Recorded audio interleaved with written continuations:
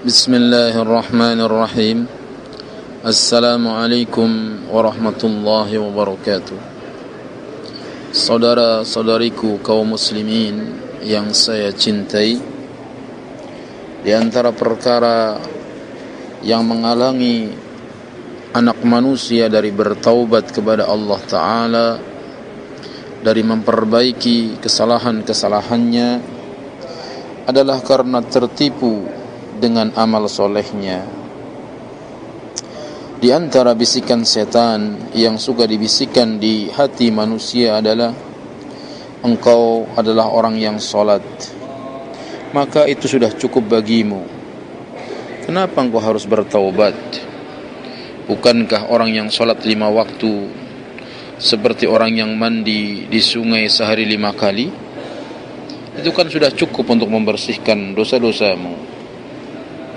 Atau setan akan mengatakan, bukan engkau sendiri yang berbuat dosa, banyak orang lain yang berbuat dosa lebih besar daripada dosamu. Atau setan membisikkan, engkau kan orang yang baik, tidak pernah mengganggu tetangga, engkau penyayang kepada anak kecil, engkau suka menolong fakir miskin, engkau suka mencintai perbuatan baik, dan lain-lain. Setan membisikkan di dalam hati manusia agar dia tertipu dengan amal solehnya, sehingga tidak lebih semangat dalam beribadah, tidak segera bertaubat. Padahal Allah Subhanahu wa ta'ala berfirman, afa aminu makrallah fala ya'manu makrallahi illa alqawmul khasirun. Apakah mereka merasa aman dari tipu daya Allah? Maka tidak ada yang merasa aman dari tipu daya Allah kecuali kaum yang merugi. Quran surat Al-A'raf ayat 99.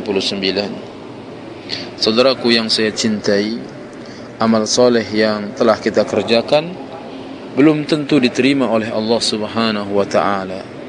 Siapa yang menjamin kalau amal kita sudah pasti diterima?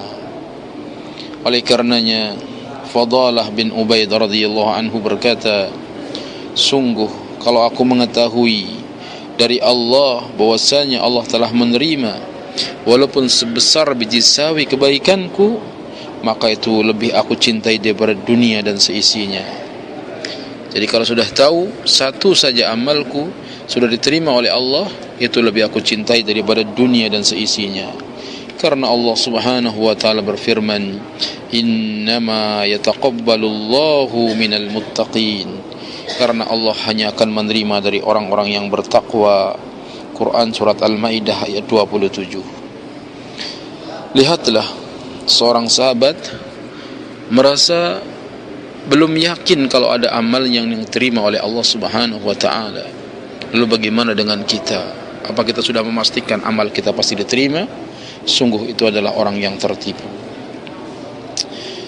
Allah Subhanahu wa ta'ala berfirman dalam surat Al-Mu'minun ayat yang ke-60, walladzina yu'tuna ma ataw wa qulubuhum wajilatun annahum ila rabbihim raji'un. Dan orang-orang yang mereka memberikan apa-apa yang mereka berikan, yang datang kepada mereka, dan hati mereka dalam keadaan takut bahwasanya mereka akan kembali kepada Rabb mereka. Mengenai ayat ini, Aisyah radhiyallahu anha bertanya kepada Rasulullah sallallahu alaihi wasallam, ya Rasulullah, apakah mereka orang-orang yang minum khamar? Itu, apakah mereka orang-orang yang mencuri? Jadi mereka orang-orang yang ketika memberi sesuatu hati mereka takut. Kata Aisyah, apa mereka itu orang yang minum khamar? Apakah mereka orang yang mencuri? Nabi mengatakan, la ya binta Siddiq, bukan orang yang mencuri, wahai anaknya As-Siddiq, walakinnahumul ladzina yasumuna wa yusallun wa yatasaddaqun. Tetapi mereka adalah orang-orang yang saum, mereka orang-orang yang salat, mereka orang-orang yang bersedekah. Wa hum yakhafuna alla yuqbal minhum. Tetapi mereka takut kalau saumnya, solatnya, sedekahnya tidak diterima. ulaika alladhina yusari'una fil khairat, mereka itulah orang-orang yang bersegera dalam kebaikan. Hadis ini diriwayatkan oleh Imam Tirmidzi dan juga oleh Imam Ibnu Majah dan juga oleh Imam Ahmad dan disahihkan oleh Syekh Albani dalam silsilah hadis sahih nomor 161. Demikianlah keadaan orang-orang yang saleh.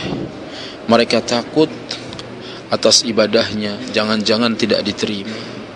Demikianlah yang seharusnya kita tanamkan dalam diri kita.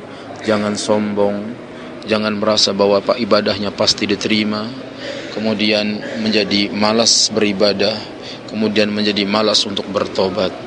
Semoga Allah Ta'ala menerima kebaikan-kebaikan kita, dan semoga kita menjadi orang yang senantiasa bertaubat, dan semoga Allah akhiri hidup kita dengan husnul khatimah. Amin ya rabbal alamin. Wassalamualaikum warahmatullahi wabarakatuh.